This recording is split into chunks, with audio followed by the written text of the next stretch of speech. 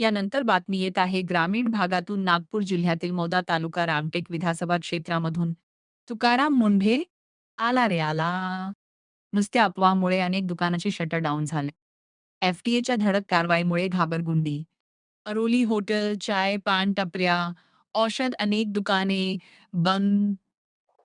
मिळालेल्या माहितीनुसार चांगले औषध व अन्य पुरवाल तर घाबरण्याची गरज नाही. तुकाराम मुंढे सूत्र. तुकाराम मुंढे धास्ती अनेक शटर डाउन. मुंढे की नजरों से बचना मुश्किल ही नहीं बल्कि नामुमकिन भी है. कारवाईच्या भीतीमुळे अनेक दुकाने बंद तर काही दुकाने शटर पाडून अंदरून लुपाछुपी. तुकाराम मुंढे यांनी अन्न आणि औषध प्रशासनाची सूत्र हाती घेतल्यापासून भेसळखोरांचे धाबे दणाणले. एफडीएच्या राज्यभरात अनेक धडक कारवाया सुरू आहेत. हीच अफवा हवा नागपूर जिल्ह्यातील मौदा, रामटेक, अरोली अनेक गावात पसरली असून आज रोजी खाद्यपदार्थ विक्रेते अनेक चाय, पान टपऱ्या व्यावसायिक आस्थापना अचानक बंद असल्याचे चित्र पाहायला दिसत आहे. तर दुसरीकडे तुकाराम मुंढे अरोली तारसा मौदा येणार असल्याची अफवा पसरली आणि या अफवेमुळे सर्व हॉटेल, औषध, पान, चाय टापरी आपली दुकाने बंद करून पसार झाले.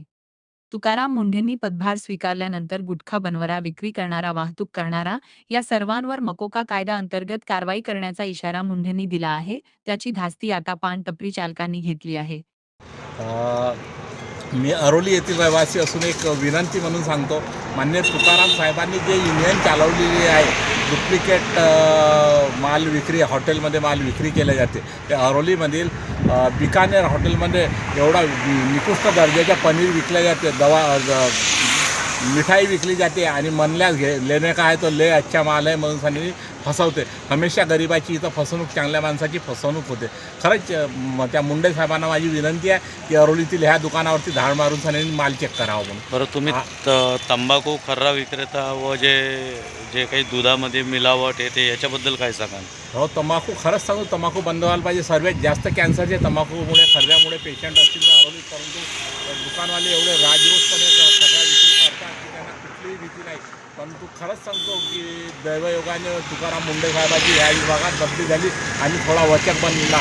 आज अरोली येथील सर्व दुकाने त्याच्या नावानेच बंद आहे की येत आहे, पण उद्या पुन्हा चालू करतील, परवा पुन्हा सारखे चालू करतील. त्याच्यावर खरंच कुठंतरी आळकाटा बसायला पाहिजे. डुप्लिकेट माल विकून गरिबाच्या जीवनासोबत हे लोक खेळत आहेत. याची कृपया करून तुकाराम मुंढे साहेबांना माझी विनंती आहे की ह्या गावातील हॉटेल्स व्यावसायिकांचे दुकान चालू चेक करावे, खरंच ओरिजिनल माल विकतात का म्हणून आणि गरिबाच्या जीवासोबत खेळतात का म्हणून. बरं, तुम्हाला असं वाटते का तुकाराम मुंढे खरोखर हे आपले कर्तव्य बजावतील म्हणून? हो, निश्चित बजावतात ते.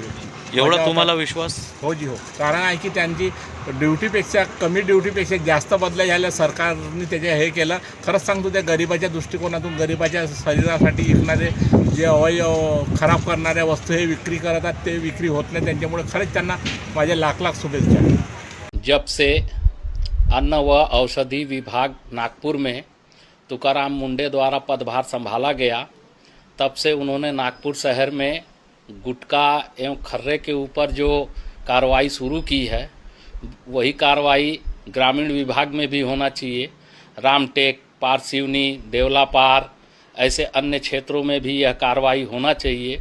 15 साल 10 साल कम आयु के बच्चे इस गुटखा और खर्रा का मतलब सेवन कर रहे हैं, जिससे देश का भविष्य बिगड़ रहा है और स्वास्थ्य उनका खराब हो रहा है और कैंसर जैसी बीमारी भारी इसमें मेडिकल क्षेत्र में जब जाइए, हॉस्पिटलों में जाइए तो इनकी संख्या ज़्यादा से ज़्यादा देखने को मिलती है, जिसका पुराने समय से, काफ़ी समय से, मतलब काफ़ी सालों से क्रिकेट प्लेयर राहुल द्रविड़ भी कहते हैं कि तंबाकू गुटखा आज ही छोड़िए, इसका प्रचार वो करते रह रहे हैं. तो मुंडे जी से विशेष अनुरोध है कि वह ग्रामीण विभागों में भी यह कार्रवाई करे.